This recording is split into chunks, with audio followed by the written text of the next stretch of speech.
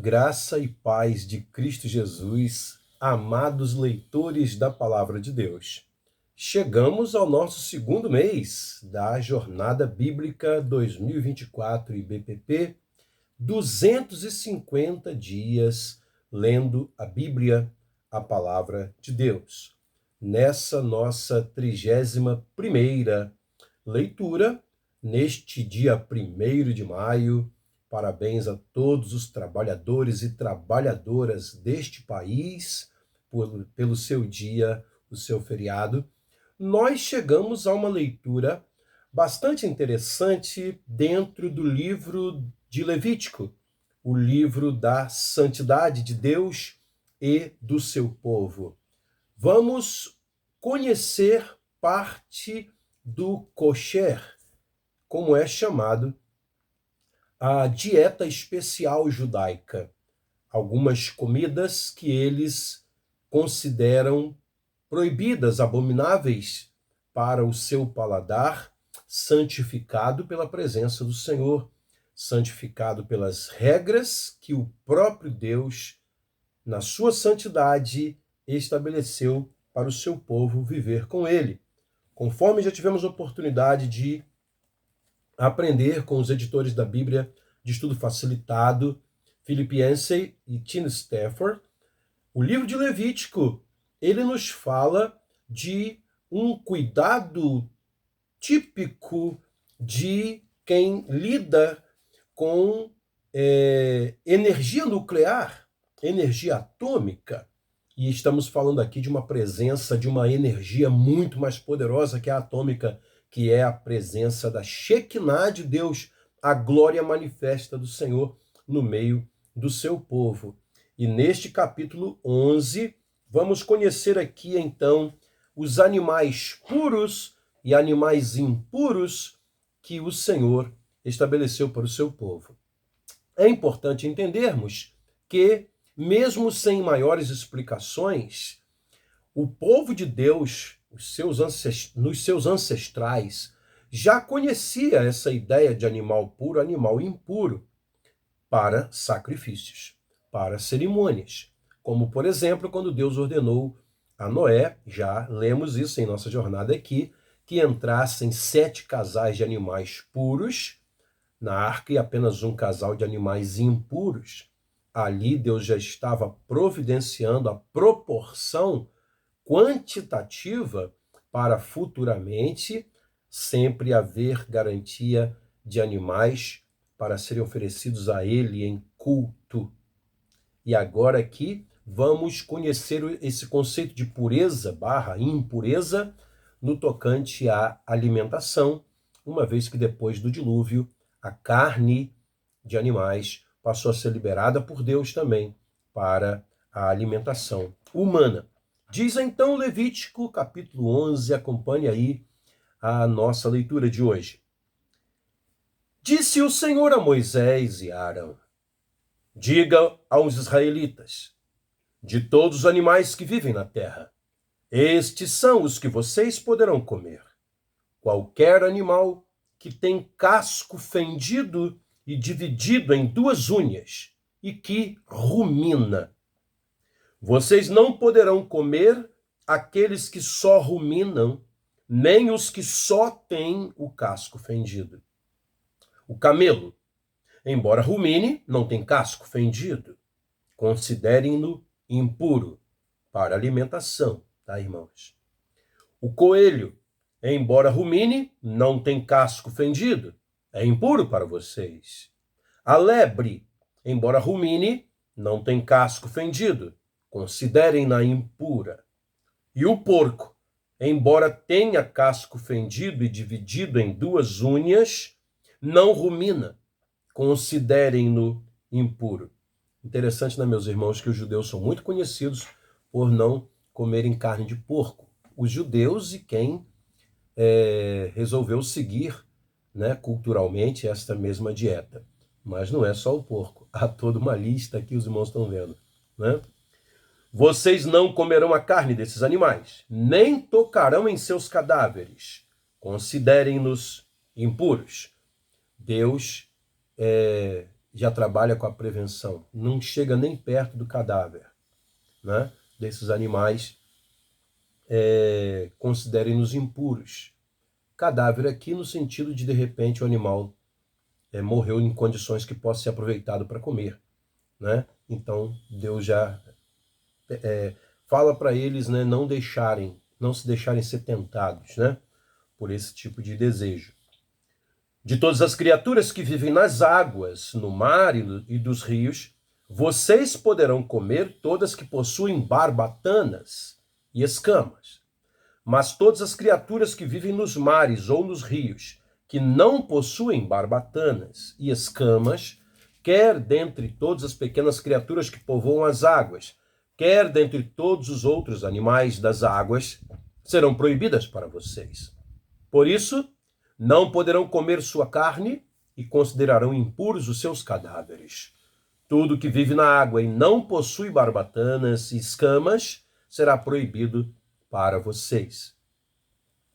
Estas são as aves que vocês considerarão impuras, das quais não poderão comer porque são proibidas: a águia, o urubu, a águia marinha, o milhafre, o falcão, qualquer espécie de corvo, a coruja de chifre, que é o avestruz, tá, irmãos? Na linguagem, lá em hebraico. A coruja de orelha pequena, a coruja orelhuda, ou, na linguagem deles lá, a gaivota. Qualquer espécie de gavião, o mocho, a coruja pescadora e o corujão, a coruja branca ou pelicano, tá? Eles estavam próximos ali do Mar Vermelho, então esses animais, como gaivota, pelicano, que são animais mais típicos de beira de mar, né? Eles viam com frequência ali no deserto, onde estavam, no ermo onde estavam, né? E o avestruz é um animal desértico, tá? De savana, né? Então, também eles costumavam ver por perto ali. A coruja do deserto, o abutre, a cegônia, qualquer tipo de garça, a polpa e o morcego. A Bíblia, Nova Versão Internacional, traz uma notinha aqui dizendo que a identificação exata, né, de algumas aves, insetos e animais deste capítulo 11 é desconhecida, né, daí porque busca-se algumas alternativas, mas é bem difícil de identificar alguns desses animais, né, que estão aqui sendo alistados aqui, né, nessa lista de santificação, né, de santidade física do Senhor. Irmãos, a mensagem toda aqui, não só nesse capítulo 11, mas no 12, no 13, no 14, no 15, que nós não fazem parte da nossa jornada, são capítulos que falam de santidade física. Deus está querendo passar a mensagem, o princípio, né, da mensagem aqui para nós hoje, tá? É que a nossa santidade, ela também passa pela nossa higiene pessoal, também passa pela o nosso físico, né? O nosso corpo. Notem os irmãos que o morcego, né? Hoje a gente o classifica como mamífero, mas ele está entre as aves aqui simplesmente porque voa. Estamos falando de uma época em que a classificação dos animais, né, era muito mais pelos seus movimentos do que por qualquer característica interna deles. E o nosso Deus, meus irmãos, embora sabedor de todas essas coisas, ele respeitou a limitação cultural do seu povo. A revelação de Deus ao seu povo foi progressiva, tá? De acordo com a sua cultura. Versículo 20 agora. Todas as pequenas criaturas que enxameiam, que têm asas, mas que se movem pelo chão, ou sobre 4 pés, né, como está literalmente lá no hebraico, e também no versículo 23 é repetida essa expressão aqui, tá? Serão proibidas para vocês.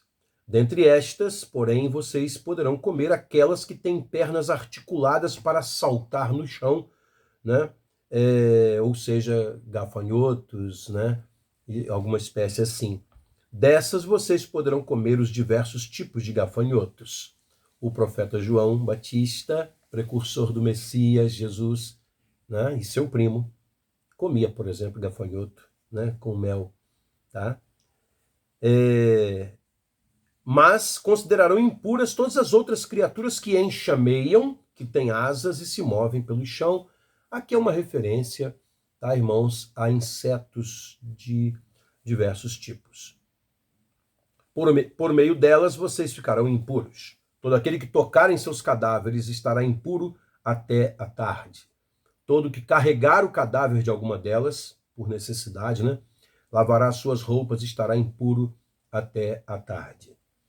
Todo animal de casco não fendido em duas unhas, ou que não rumina, é impuro para vocês. Quem tocar qualquer um deles ficará impuro. O tocar aqui não é simplesmente pôr a mão, mas no sentido de manuseá-lo, né, com o propósito de alimentação. Tá? Aqui é uma questão, né, que é fechada, né, em relação a isso. Todos os animais de 4 pés que andam sobre a planta dos pés são impuros para vocês. Todo que tocar os seus cadáveres ficará impuro até a tarde. É um exemplo aqui, por exemplo, dos macacos, né, que andam com as palmas dos pés, né, das mãos, das patas, né? Quem carregar o cadáver de algum deles lavará suas roupas e estará impuro até a tarde. São impuros para vocês. Dos animais que se movem rente ao chão, agora vai falar de répteis. Estes vocês considerarão impuros. A doninha, não é réptil, é como se fosse um rato gigante, digamos assim, mas anda com o ventre, né, rente ao chão, patas curtas, né? O rato, mesma coisa. Qualquer espécie de lagarto grande, agora sim entra na classificação atual, tá, irmãos? De répteis. A lagartixa, o lagarto pintado, uma espécie aí de salamandra, né? O lagarto da areia e o camaleão. De todos que se movem rente ao chão, esses vocês considerarão impuros. Quem neles tocar depois de mortos estará impuro até a tarde. Falamos aqui de muitos animais, e aí os irmãos poderão dizer, mas hoje se come isso tudo aí, né? Há quem casse isso e coma, tá? Mas depois que Cristo veio, essa parte aqui mudou, né? Há muitas coisas da lei que mudaram. E em Cristo, sim, isso ficou bem claro naquela visão que Deus deu ao apóstolo Pedro, em Atos capítulo 10, quando Deus mostrou a ele todas as espécies de animais num lençol e disse para eles, mata e coma.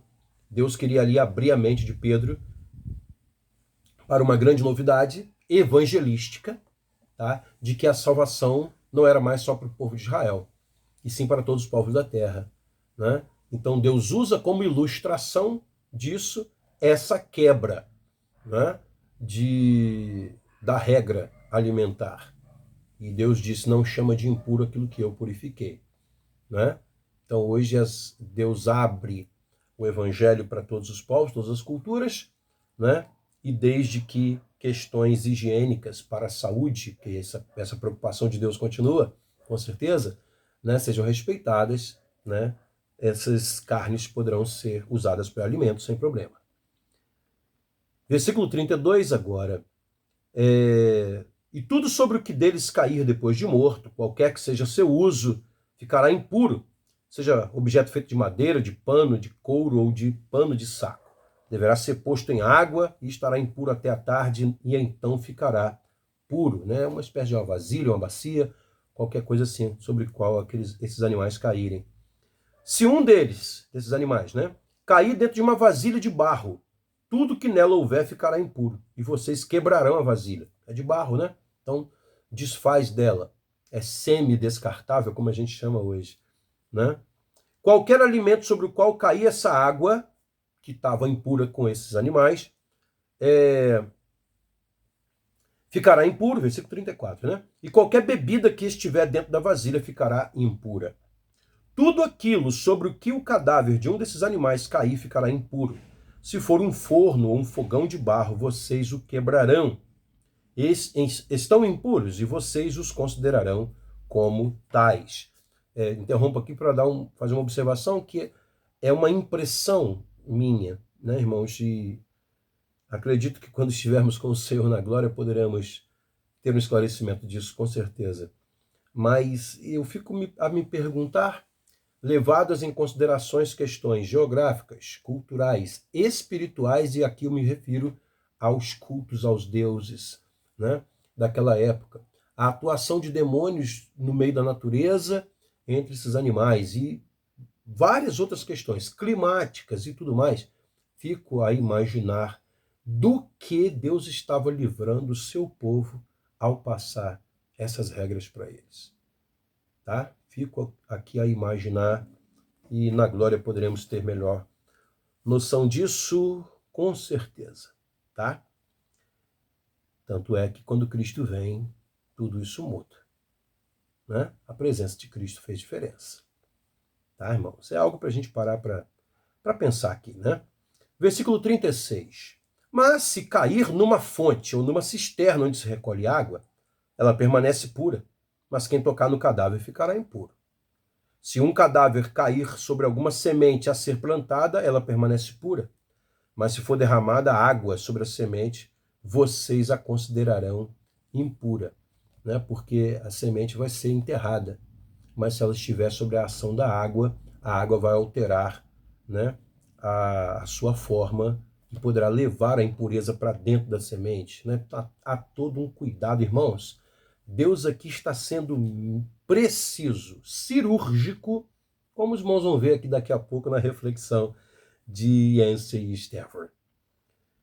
Quando morrer um animal que vocês têm permissão para comer, quem tocar no seu cadáver ficará impuro até a tarde. Aqui a impureza não é uma impureza ritual. Todas essas impurezas que foram faladas até agora aqui não tem nada a ver com ritual, tá, irmãos? Cerimonial. É impureza mesmo, tá? De sujeira, de higiene. Aquilo que a gente chama hoje de higiene, né? Quem carregar o cadáver do animal terá que lavar suas roupas e ficará impuro até a tarde. Todo animal que se move rente ao chão lhe será proibido e não poderá ser comido. Vocês não poderão comer animal algum que se move rente ao chão. Quer se arraste sobre o ventre, quer ande de 4, ou com auxílio de muitos pés, né? A centopeia, por exemplo, né? São proibidos a vocês. Não se contaminem com qualquer desses animais. Não se tornem impuros com eles, nem deixem que eles os tornem impuros. Irmãos, agora aqui vem a grande razão de tudo. E essa frase que vamos ler agora no versículo 44, ela aparece várias vezes em Levítico. Por isso Levítico é chamado de um livro da santidade, é um código de santidade, tá? Pois eu sou o Senhor, o Deus de vocês. Consagrem-se e sejam santos, porque eu sou santo. O apóstolo Pedro, na sua primeira carta, capítulo 1, versículos 13 a 16, relê essa frase do Senhor agora do ponto de vista ético, né, moral, que é o que interessa mais dentro da nova aliança, a de Cristo. Toda a parte cerimonial, pré-figurativa, típica, já foi cumprida em Cristo. Então agora o que interessa é apenas, que já valia antes, mas apenas agora interessa a questão ética, moral, espiritual. Por isso, por exemplo, que a circuncisão, Paulo vai dizer que agora é a do coração, não é mais a da carne, né? Então aqui também vale essa frase. Não se tornem impuros com qualquer animal que se move rente ao chão. Eu sou o Senhor, que os tirou da terra do Egito para ser o seu Deus. Por isso, sejam santos, porque eu sou santo. Olha a frase aí de novo. Essa é a regulamentação acerca dos animais, das aves, de todos os seres vivos que se movem na água e de todo animal que se move rente ao chão. Vocês farão separação entre o impuro e o puro, entre os animais que podem ser comidos e os que não podem. Sobre esse versículo 47, ou na realidade de todo o capítulo, né? Yancey e Stafford acrescentam uma notinha de estudo aqui pequena. Sobre moluscos e coelhos, moluscos aqui, né, tá se falando de lula, né, de camarão, de polvo, né, lagosta, animais assim, né, e coelhos, né, falando aí de répteis e roedores em geral. Há tempos, os estudiosos se mostram intrigados com a divisão aparentemente arbitrária entre alimentos puros e impuros. Por que a permissão para comer certos peixes, mas não o camarão? E as vacas, mas não os porcos? O texto Um Perigo Invisível discute algumas das teorias propostas, é o que vamos ler daqui a pouquinho. Possivelmente a melhor explicação é que Deus estava sendo de fato arbitrário, a fim de formar uma nação diferente de qualquer outra, como ele expressa isso lá no capítulo 20, versículo 26, tá? Quando ele diz assim: vocês serão santos para mim, porque eu, o Senhor, sou santo, e os separei dentre os povos para serem meus. Tá? Então, Deus aqui está fazendo algo exclusivo, é para marcar o povo dele como um povo diferente mesmo. Em Atos 10, Deus mostra que não há nada de intrinsecamente errado com os animais rotulados como impuros aqui em Levítico, tá? Como eu já referi aos irmãos aquela visão do apóstolo Pedro. Aí alguém pode até questionar Deus e dizer assim: ué, mas se o Senhor tornar o teu povo tão diferentão assim, será que isso também não vai atrair a ira dos povos sobre eles? Deus vai te responder: que atraia. Eu os livrarei, porque eles são o meu povo. Enquanto forem fiéis a mim, eu os livrarei. Estão entendendo então por que Deus sempre foi tão estrito com o povo de Israel? Porque Deus realmente os separou. De uma forma especial mesmo, tá? Vamos então à nossa reflexão com Philip Yancey e Tina Stafford. Um perigo invisível, tomando precauções, como um cirurgião que se prepara para a operação. Eles destacam o versículo 47. Vocês farão separação entre o puro e o impuro. Durante muitos anos, a cirurgia era o último recurso para enfermos desesperados. Os cirurgiões nada sabiam acerca de germes. Sem lavagem, eles vestiam trajes de operação, geralmente um casaco velho manchado de sangue e pus de diversas outras operações anteriores. Pegavam o bisturi, limpo com pano velho após a última cirurgia, e começava o trabalho. Resultado? Metade dos pacientes morria. Sucessivos desbravadores depararam com as técnicas corretas de esterilização, porém eram todos desprezados e humilhados por seus colegas médicos. Estão exagerando, né? Coisas desse tipo assim. Em meados da década de 1800, século XIX, tá? Portanto aí há mais de 200 anos, o professor Ignaz Semmelweis descobriu que obrigar os médicos a lavar as mãos reduzia drasticamente a taxa de morte nas maternidades. Mães que morriam na hora de ter seus filhos. Ou até mesmo bebês, né, que morriam. No entanto, seus colegas se opuseram a ele de forma veemente e mesmo argumentando a vida toda em favor da lavagem das mãos, morreu sem ver suas ideias assimiladas. Por que a demora? Por que os médicos foram tão lentos para adotar as técnicas de esterilização? A resposta é simples. Os germes ainda não haviam sido descobertos. Os médicos não enxergavam e reformadores como Semmelweis não lhes podiam oferecer essa visão, né, dos germes. Qualquer razão de que lavar as mãos faria diferença. Então, na década de 1860, portanto há 260 anos atrás, Louis Pasteur, ou melhor, irmãos, desculpem, 160 anos atrás, né? Louis Pasteur descobriu micro-organismos em seu microscópio. Os procedimentos de esterilização começaram a fazer sentido. Iniciou-se uma guerra contra os germes. Louis Pasteur, tá, irmãos, foi um grande cientista, laboratorista francês que revolucionou a microbiologia, né?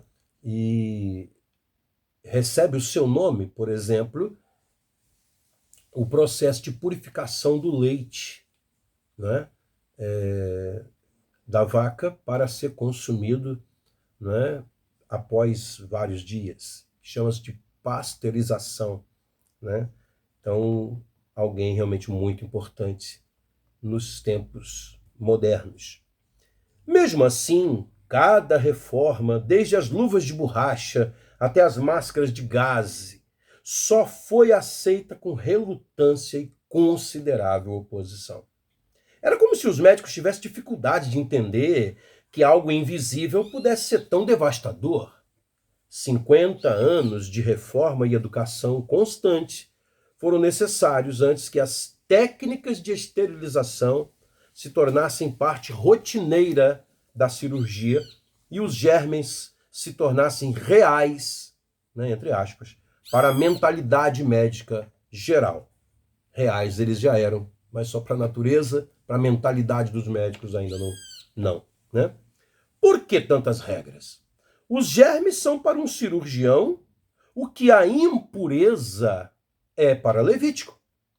Os capítulos 11 a 15 descrevem precauções minuciosas, quais animais evitar e como tratar doenças impuras da pele, roupas ou paredes mofadas e emissões corporais.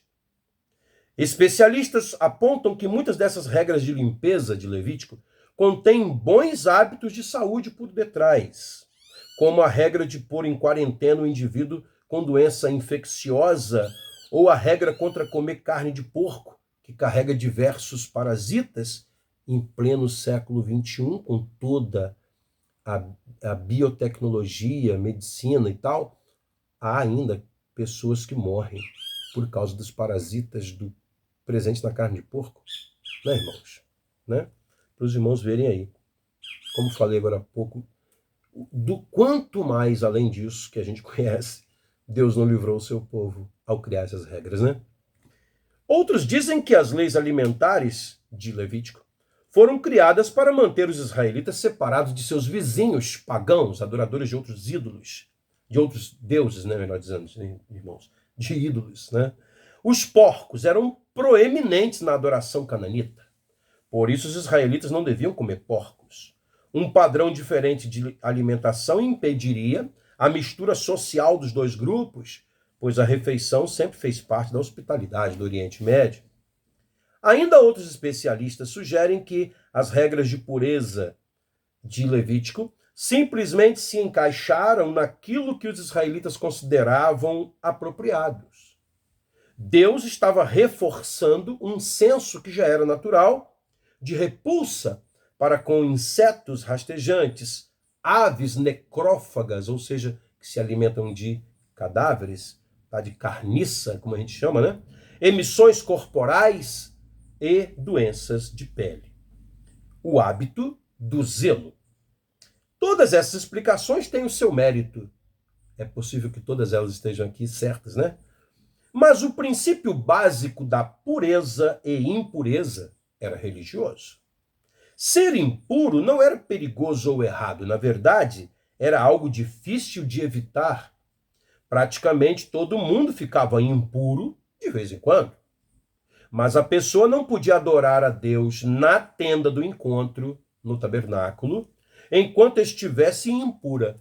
Tampouco trazer algo impuro à presença de Deus.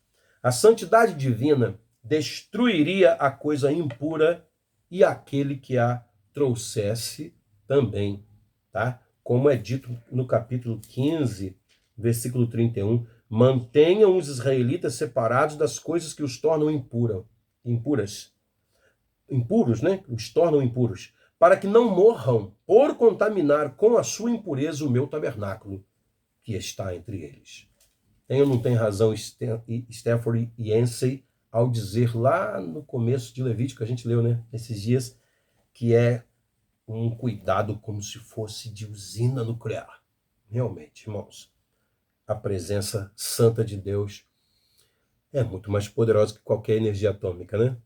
Continuando aqui, dizem então Stafford e Yancey: desse modo, Levítico instrui o povo de Deus a observar sua vida com cuidado, zelo, como faz o cirurgião com as técnicas de esterilização. Devem desenvolver o hábito do zelo. Nós, o povo de Deus. Mesmo com coisas que não podem ver nem sentir. Devem refletir sobre prepararem a si mesmos para Deus e não apenas fazer o que parece correto. É aqui a ideia de sermos zelosos para com as coisas de Deus. Não é uma questão de como eles se sentiam acerca de Deus. Da mesma forma que a preocupação do cirurgião não consiste em como ele se sente em relação aos germes, tá? Que poderão aí afetar a sua cirurgia. Normas claras e absolutas expuseram o que seria aceitável para um Deus que é perfeitamente limpo, absoluto e imutável. Santo, santo, santo. Assim como os cirurgiões tiveram dificuldades para levar os germes a sério, também o povo de Deus deve aprender a purificar-se para Deus. Tocar o impuro. As regras de impureza em Levítico estão ultrapassadas por causa da declaração de Jesus de que todas as coisas são puras, como ele falou lá em Marcos 7,19, ao ser questionado pelos fariseus, porque ele e seus discípulos não lavaram as mãos da maneira cerimonial, né, como era exigido pela tradição deles. E também lá em Atos 10, naquele episódio da visão de Pedro. Mas as lições por trás dessas regras de não tocar no impuro permanecem válidas. Ainda não se deve aproximar-se de Deus de forma descuidada. Cada pessoa precisa examinar a sua vida para ter certeza de que a pureza de Deus não está sendo violada. Até os dias de Jesus, a lenta propagação da impureza parecia irreversível. A pessoa podia evitá-la, mas não se livrar dela. O contato com algo impuro tornava a pessoa impura. Naturalmente, certas doenças, a lepra, sobretudo, eram 2 vezes amaldiçoadas. Era tanto perigosa como impura. Devia se manter longe da lepra, em absoluto. Foi então que Jesus tocou um homem com lepra, e o homem ficou limpo. Jesus tocou uma mulher que sofria de hemorragia interna, e ela foi curada. Pela primeira vez, a pureza no lugar da impureza se propagou. As regras de Levítico relatam como evitar a impureza. O contato com Jesus, no entanto, transforma o impuro em puro. Questões de vida para a gente parar para pensar. Suponhamos que o pecado fosse visível. E ele é, irmãos. Não é, viu? Nem sempre. Pequenas manchas verdes que brotam sobre a pele cada vez que você peca, por exemplo. Em sua opinião, isso ajudaria as pessoas a encarar o pecado com mais seriedade? Provavelmente que não, né, irmãos? Então a gente não pode se espantar que o povo de Israel tenha tido tanta dificuldade em seguir essas regras e até hoje, né, as pessoas têm dificuldade de seguir as regras higiênicas.